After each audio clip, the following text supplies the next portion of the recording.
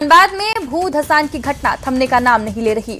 रविवार को राम कनाली ओपी अंतर्गत बुट्टू बाबू बंगला बस्ती में भू धसान की घटना हुई, जिसमें करीब 6 घर पूरी तरह ध्वस्त हो गए। लगातार बारिश की घटना की वजह बताई जा रही है। हालांकि ये इलाका पूर्व में कोयला खनन से पूरी तरह प्रभावित था। गनीमत रही कि घटना में कोई हताहत नहीं हुआ। कुछ महीने पहले यहीं पर भूधसान की घटना हुई थी, जिसमें कई घर जमींदोज हो गए थे और 6 लोगों की मौत हो गई थी। इसके बाद बीसीसीएल की ओर से जगह खाली कराकर लोगों को पुनर्वासित कराया जा रहा है। लगातार हो रही बारिश से बस्ती के 2 मंदिर और कतरी नदी के भी भूधसान की चपेट में आने की आशंका से लोग सहमे दिख रहे हैं।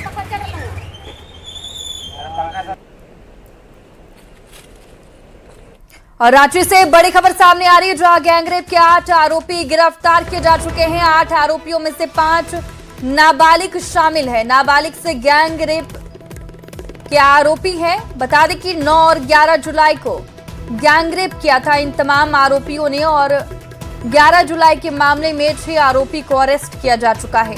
9 जुलाई के मामले में 8 आरोपी गिरफ्तार हो चुके हैं। रातू और तूपूदाना इलाके में गैंगरेप किया गया था।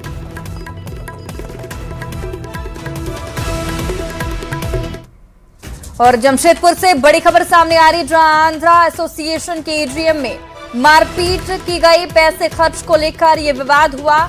पक्ष विपक्ष आपस में भिड़ते नजर आए। काफी देर तक ये हंगामा चलता रहा। वहीं कदमा पुलिस ने मामले को शांत कराया और कदमा आंध्रा एसोसिएशन क्लब की घटना बताई जा रही है।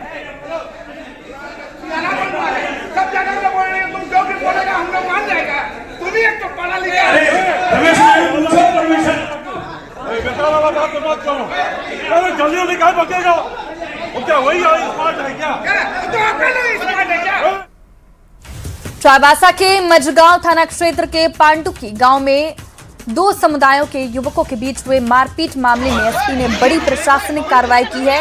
एसपी ने मझगांव थाना प्रभारी धीरज कुमार यादव को तत्काल प्रभाव से लाइन हाजिर कर दिया है। इसके साथ ही परमेश्वर उराव को मझगांव थाना का नया प्रभारी नियुक्त किया गया है। इस मामले में आदिवासी समाज युवा महासभा और मानकी मुंडा संघ की ओर से एसपी को ज्ञापन सौंपकर थाना प्रभारी को हटाने की मांग की गई थी। इस मामले में सामाजिक संस्था अंजुमन इस्लामिया की मझगांव कमेटी ने भी डीसी को आवेदन सौंपकर निष्पक्ष कानूनी कार्रवाई की अपील की थी।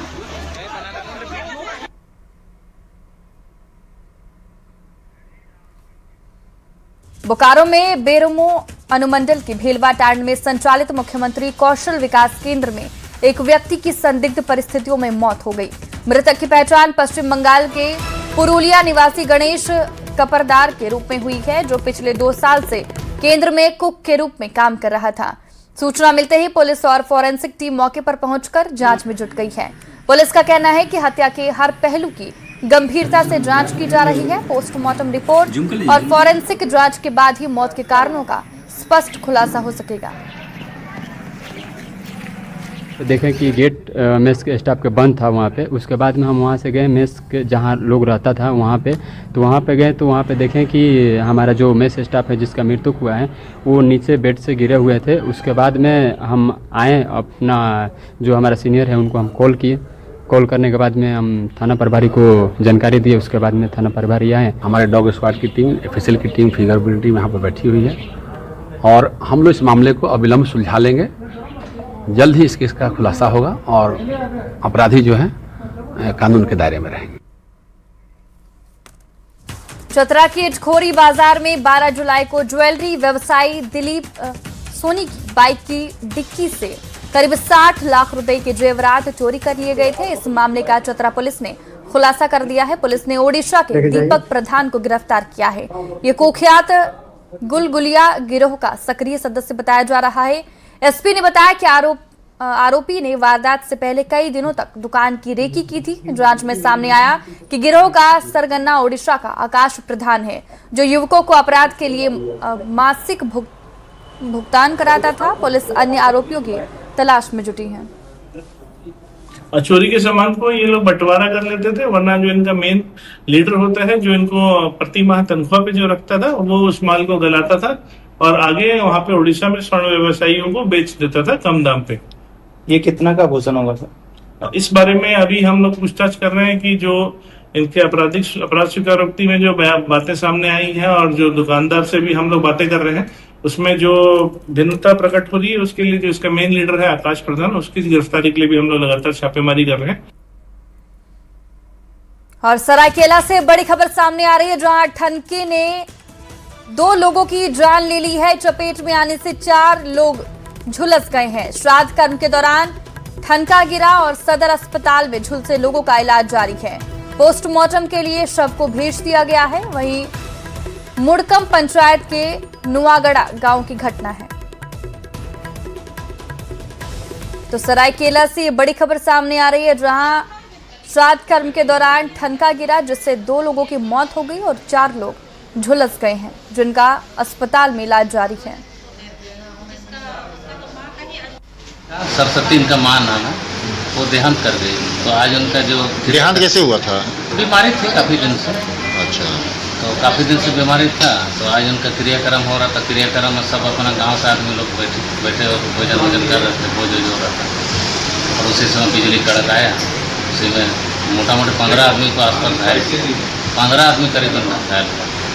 15 आदमी से मोटा मोटा भी 3 आदमी को आया और 3 आदमी को लाया। कितने लोगों का डेथ हुआ अभी तक? वर्तमान तो अभी 2 आदमी का डेथ हुई। गिरिडीह के जमुआ थाना परिसर में एक पौधा मां के नाम अभियान के तहत पौधारोपण कार्यक्रम आयोजित किया गया। इस कार्यक्रम में झारखंड विधानसभा में नेता प्रतिपक्ष बाबूलाल मरांडी शामिल हुए। उन्होंने पौधा लगाकर लोगों से पर्यावरण बचाने का संदेश दिया। बाबूलाल मरांडी ने कहा कि हर व्यक्ति को अपनी मां के सम्मान में कम से कम एक पौधा जरूर लगाना चाहिए और उसकी देखभाल भी करनी चाहिए। कार्यक्रम के बाद बाबूलाल मरांडी ने जमुआ थाना भवन का निरीक्षण किया और जर्जर भवन पर चिंता जताते हुए बेहतर पुलिसिंग के लिए आधुनिक और सुविधा युक्त थाना भवन को जरूरी बताया।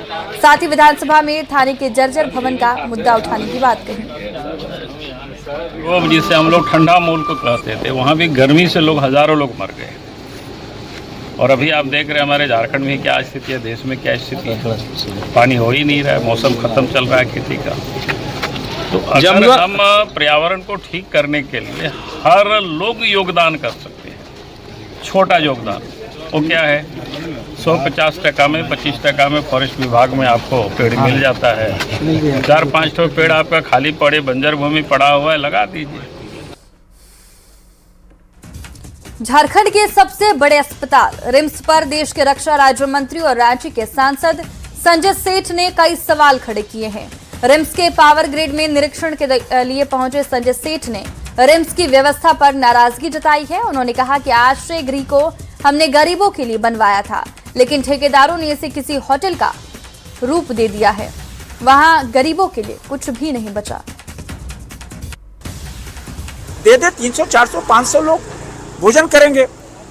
फिर उसके बाद मेरी इच्छा थी कि एक बहुत सब्सिडाइज रेट में दुकान की खोली जाए, जैसे दवाई दोस्त है, बहुत सब्सिडाइज रेट में, और फिर पैथोलॉजी भी सब्सिडाइज रेट में हो। किंतु मेरा सारा ऑब्जेक्टिव फेल हो गया। तो जब उद्घाटन हुआ, उद्घाटन करने के बाद मैं कल जब गया था, मैं हतप्रभ रह गया कि दोनों लिफ्ट खराब है। हमने वहाँ पे डायरेक्टर रिम्स भी थे और सुपरिटेंडेंट बिरवा जी भी थे। हमसे पूछा कि भाई लिफ्ट क्यों खराब है, दोनों जॉनसन एंड जॉनसन की लिफ्ट थी। उन्होंने कहा सर उसके बाद 2 साल से खराब ही पड़ी है। तो हमने एएमसी नहीं हुआ क्या, रिम्स को एएमसी करना चाहिए था। बोले नहीं, एएमसी भी नहीं हुआ। दिवंगत पूर्व मंत्री मन्नान मलिक के परिवार से बेरमो विधायक कुमार जयमंगल सिंह ने मुलाकात की और परिवार को सांत्वना दी। उन्होंने मन्नान मलिक को अभिभावक जैसा बताते हुए उनके बेटों को इंटक में जिम्मेदारी देने की बात कही। वहीं वित्त मंत्री राधाकृष्ण किशोर की सरकार ने चल रही नाराजगी और विवाद भी प्रतिक्रिया दी। उन्होंने कहा कि वित्त मंत्री को अपनी बात मुख्यमंत्री हेमंत सोरेन के सामने रखनी चाहिए। उन्होंने विवाद जल्द खत्म करने पर जोर दिया। सरकार की चीजों को सरकार के मुखिया के समक्ष रखेंगे तो ज्यादा अच्छे से चीजें होंगी, या अगर मुखिया के समक्ष नहीं रख सकते हैं तो अपने प्रदेश अध्यक्ष के समक्ष रख दीजिए। तो शायद वो प्रदेश अध्यक्ष जी अपने बातों को सरकार के जो मुखिया हैं आदरणीय हमारे मुख्यमंत्री हेमंत सोरेन जी उनके तक पहुंचा दें। अगर वहां पे भी नहीं रख पा रहे हैं तो मंत्री हो या विधायक हो, आते तो वो सीएलपी के अंडर ही में है, तो विधायक दल के नेता के अंडर में रख दीजिए, तो वो अपनी बातों को आपकी बातों को रख देंगे अगर आप नहीं रख पा रहे। लेकिन ये विवाद खत्म होना चाहिए। धनबाद को वो एक तरीके से अनाथ बनाकर चले गए, क्योंकि काफी हमारे लोग सभी उनके लिए समर्पित रहते थे, वो भी उन लोगों के लिए समर्पित रहते थे, पूरे धनबाद वासियों के लिए वो समर्पित रहते थे, हमारे गार्जियन जैसे थे। 2029 के लक्ष्य को ध्यान में रखते हुए बीजेपी झारखंड में लगातार पार्टी कार्यकर्ताओं की संख्या में विस्तार कर रही है। इसी को लेकर रांची के तुपुदाना में आज मिलन समारोह का आयोजन किया गया। इस दौरान केंद्रीय रक्षा राज्य मंत्री संजय सेठ की मौजूदगी में हटिया तुपुदाना क्षेत्र के सामाजिक कार्यकर्ता और फिटनेस एक्सपर्ट सुमित दुबे अपने सैकड़ों समर्थकों के साथ बीजेपी में शामिल हुए। सुमित दुबे ने कहा कि बीजेपी की विचारधारा उन्हें पसंद है और वो सनातन धर्म के लिए पार्टी के साथ जुड़कर कुछ करना चाहते हैं, इसलिए वो अपने समर्थकों के साथ शामिल हो रहे हैं। ये वाली बात होती है या जब थोड़ी सी हिंदुत्व की या सनातन धर्म की बात होती है या रियल बेस एरिया इस क्षेत्र के डेवलपमेंट की बात होती है, तो मुझे लगता है शायद मैं थोड़ा कंट्रीब्यूट कर पाऊँ। अकेले दम पे बिना संगठन के शायद उतना कंट्रीब्यूट नहीं कर पाऊंगा। संगठन के साथ मैं उनको कंट्रीब्यूट करूं, वो कुछ हद तक या इस क्षेत्र के लिए से कुछ करें। मेन वजह ये कोई बड़ा पर्पस नहीं है, कोई पद नहीं है। भारत दुनिया की एक शक्ति बन रही है और जो प्रधानमंत्री जी का संकल्प है 2014 विकसित भारत का 2047, उसी से प्रभावित होकर और संकल्प लेकर सुमित दुबे जी के नेतृत्व में ऐसे सैकड़ों युवक आज संकल्प ले रहे हैं कि 2047 विकसित भारत को हम पूरा करेंगे। नीट पेपर लीक के मुद्दे पर झारखंड प्रदेश कांग्रेस ने केंद्र सरकार और एनटीए पर तीखा हमला बोला है। कांग्रेस विधायक दल के नेता प्रदीप यादव ने आरोप लगाया कि लगातार हो रहे पेपर लीक से करोड़ों छात्रों का भविष्य प्रभावित हो रहा है, लेकिन सरकार इस पर गंभीर नहीं है। कांग्रेस का कहना है कि भ्रष्ट परीक्षा व्यवस्था के खिलाफ उसकी लड़ाई सड़क से सदन तक जारी रहेगी। इसी मुद्दे को लेकर प्रदेश कांग्रेस ने 9 अगस्त को दिल्ली कूच का भी ऐलान किया है। यह आंदोलन आगे बढ़ा है कि शिक्षा बचाए, भविष्य बचाए, और जिसके बारे में हमारे नगर अध्यक्ष जी ने, राजा साहब ने पूरे विस्तार से कहा है। और यह लड़ाई राहुल जी के नेतृत्व में, इन छात्रों की लड़ाई, छात्रों के भविष्य की बचाव की लड़ाई, शिक्षा क्षेत्र की बचाव की लड़ाई सड़क से सदन तक लड़ी जा रही है। और जब तक इस भ्रष्ट व्यवस्था से मुक्ति नहीं होगा तब तक यह लड़ाई जारी रहेगा। देवघर के सारठ प्रखंड की बेटी ने सीमित संसाधन में बड़ा मुकाम हासिल किया। किसान परिवार से आने वाली नेहा ने घर पर रहकर तैयारी की और नीट परीक्षा में ऑल इंडिया 41,235वीं रैंक हासिल की। सरकारी स्कूल से पढ़ाई पूरी करने वाली नेहा की इस उपलब्धि पर पूरे गांव में खुशी का माहौल है। उनकी सफलता आज उन हजारों छात्रों के लिए प्रेरणा बन गई है जो सीमित संसाधनों के बावजूद बड़े सपने देखते हैं। बहुत अच्छा लग रहा, मम्मी पापा को भी बहुत खुशी हो रहा। सबसे ज्यादा सपोर्ट भी मम्मी पापा ने किया था। कब से आप नीट की तैयारी कर रहे थे? 1 साल से ही कर रहे हैं। कितने घंटे रोजाना पढ़ाई करते थे? 6 घंटा का ऑनलाइन क्लास होता था, उसके बाद 4 से 5 घंटा सेल्फ स्टडी करते थे। मैंने साहस किया कि नहीं, कोटा नहीं भेजेंगे और न दिल्ली भेजेंगे, घर पर ही रह के पढ़ाएंगे। तो घर पर रहे और ऑनलाइन क्लास इसको दिए अपनी बेटी को, तब देखे कि न आज जो है सफलतापूर्वक अच्छा रैंक भी आया है। धनबाद की भूदा बस्ती की रहने वाली दिहाड़ी मजदूर की बेटी पूनम कुमारी ने अपनी मेहनत कमाल कर दिया है। सीमित संसाधनों के बावजूद पूनम ने नीट परीक्षा में 582 अंक यानी कि 99.13% और ऑल इंडिया रैंक 16,972 हासिल कर पूरे धनबाद का नाम रोशन किया। इससे पहले वो सीबीएसई 12वीं बोर्ड परीक्षा में जिला टॉपर भी रह चुकी हैं। अब उनका सपना कार्डियोलॉजिस्ट बनकर जरूरतमंद लोगों की सेवा करना है। पेयरिंग के साथ ही नीट यूजी 2026 की परीक्षा दी थी। उसमें मेरी रैंक ऑल इंडिया रैंक 16,972 आई है और 99 परसेंटाइल आया है।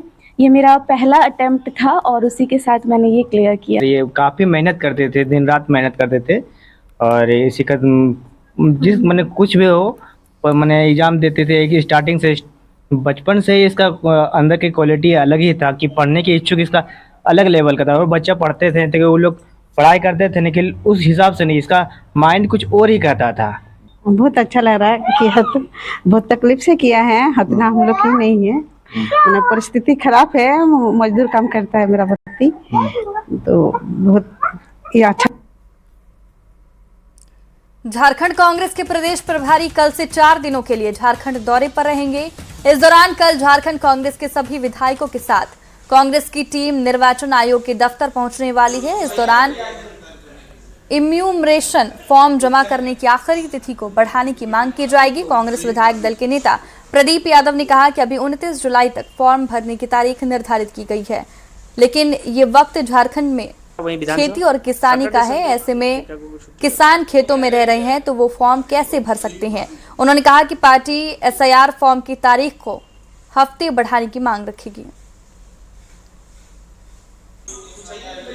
एनुमरेशन फॉर्म जिस हिसाब से जमा होना चाहिए था, फिर काफ़ी त्रुटियां भी सामने आई है, तो हम सब कल एक प्रतिनिधि मंडल, प्रभारी जी आ रहे हैं, उनके नेतृत्व में विधायकों के प्रतिनिधि मंडल यहाँ के CEO के रवि कुमार से मिलेंगे और उनसे निश्चित रूप से आग्रह करेंगे कि आप कम से कम 2 सप्ताह का समय यहाँ इस एनुमरेशन फॉर्म जमा होने का बढ़ाएं, ताकि जो बचे हुए लोग हैं, मजदूर, किसान या शहरी क्षेत्र में भी जो लोग बचे हुए हैं, ऐसे लोगों को मौका मिले।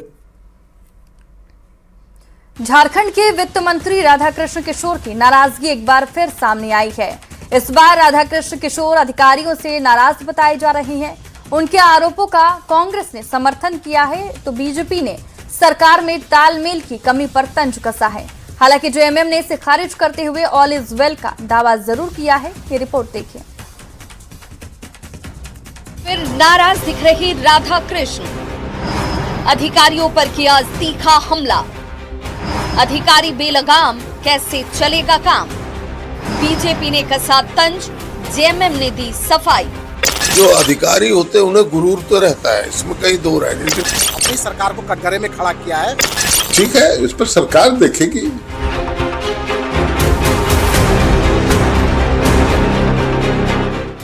झारखंड सरकार के वित्त मंत्री राधाकृष्ण किशोर की नाराजगी कम होने का नाम ही नहीं ले रही।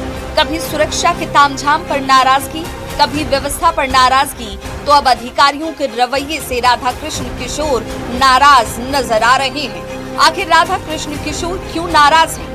आपको बताते हैं कि उनका आरोप है कि राज्य के विधायकों की बात नहीं मानी जा रही है, टेलीफोन नहीं उठाए जाते हैं, पत्र का जवाब तक नहीं दिया जा रहा है। ऐसे में आखिर व्यवस्था कैसे चलेगी? वित्त मंत्री की नाराजगी और आरोपों का कांग्रेस विधायक दल के नेता प्रदीप यादव ने समर्थन भी किया। अधिकारियों के रवैये को लेकर भी नाराजगी जाहिर की। क्योंकि जो अधिकारी होते हैं उन्हें गुरूर तो रहता है, इसमें कहीं दो राय नहीं। लेकिन कुछ अधिकारी हैं जो लोकतांत्रिक मूल्यों को समझते हैं कि कार्यपालिका विधायक का इस लोकतांत्रिक का 2 प्रमुख पार्ट है। जो गहराई से समझते हैं इन चीज़ों को, वो जरूर तवज्जो देते हैं। जो समझ नहीं पाते, जो अपने ऐठन में रहते हैं, उनके दृश्य इसी प्रकार के आते हैं जो राधाकृष्ण किशोर जी ने उद्धृत किया है। सरकार में सहयोगी कांग्रेस के आरोपों को लेकर मुख्य विपक्षी दल बीजेपी ने सरकार को घेरा और पूछा कि जब मंत्रियों की बात ही नहीं मानी जा रही है तो आदिवासी, जनजाति और आम लोगों की क्या बिसात है? वहीं नाराजगी को खारिज करते हुए JMM ने सरकार और मंत्री के बीच का मामला बताते ऑल इज वेल का दावा करते हुए जल्द ही समाधान की उम्मीद जाहिर कर दी। जिस तरह से आरोप लगाया अपनी सरकार को कटघरे में खड़ा किया है कि ना तो पुलिस अधिकारी उनकी बात को सुनते हैं, ना ही कोई प्रशासनिक अधिकारी उनकी बात को सुनते हैं। इससे पता चलता है इस प्रदेश की स्थिति काफी दयनीय हो चुकी है। जब मंत्री विधायकों की बात को इस सरकार में अनदेखी की जा रही है, तो आप उम्मीद लगा सकते हैं कि इस प्रदेश के 3.5 करोड़ जनता, जो गांव, गरीब, किसान, मजदूर, आदिवासी, मूलवासी की बात सुनने वाला कौन है? भगवान ही मालिक है। इस प्रदेश को भगवान भरोसे ही इस सरकार को चलाया जा रहा है। का बयान किया, जो कुछ अनुभव या जो कुछ उनके साथ घटित हुई होगी, ठीक है, इस पर सरकार देखेगी। इतना ज्यादा तूल देने का ये विषय नहीं है मेरी नजर में। क्या सरकार में शामिल दल जेएमएम और कांग्रेस के बीच सब कुछ ठीक ठाक नहीं है? क्योंकि दोनों दलों के बीच तालमेल की कमी के संकेत असम, बिहार और बंगाल चुनाव के बाद अब बढ़ते नजर आ रहे हैं। वित्त मंत्री की नाराजगी कब दूर होगी, या फिर इसके बहाने जेएमएम और सरकार पर कांग्रेस की ओर से दबाव बनाने की रणनीति है? लेकिन अब तक महागठबंधन की सरकार में सहयोगी दलों के बीच तालमेल पर सवालिया निशान जरूर उठते नजर आ रहे हैं। न्यूज़ 18 के लिए रांची से गौरव झा की रिपोर्ट। जामताड़ा में बारिश से जहां लोगों को भीषण गर्मी से राहत मिल रही है, वहीं रिहायशी इलाकों में सांपों के निकलने की घटनाएं भी बढ़ने लगी है। मेहराम नगर में एक केक दुकान के अंदर रॉक पाइथन यानी अजगर का बच्चा मिलने से हड़कंप मच गया। सूचना पर पहुंचे स्नेक कैचर ने सांप का सुरक्षित रेस्क्यू कर उसे जंगल में छोड़ दिया। घटना मेहराम शहर के पुराना चेक पोस्ट स्थित दुर्गा मंदिर के पास के केक दुकान की है। न्यूज़ 18 अपील करता है कि बारिश के मौसम में यदि घर या दुकान में कोई सांप दिखाई दे तो घबराने या उसे मारने के बजाय वन विभाग या ट्रेंड स्नेक रेस्क्यू टीम को सूचना दे, ताकि इंसानों और वन्य जीवों दोनों की सुरक्षा हो सके।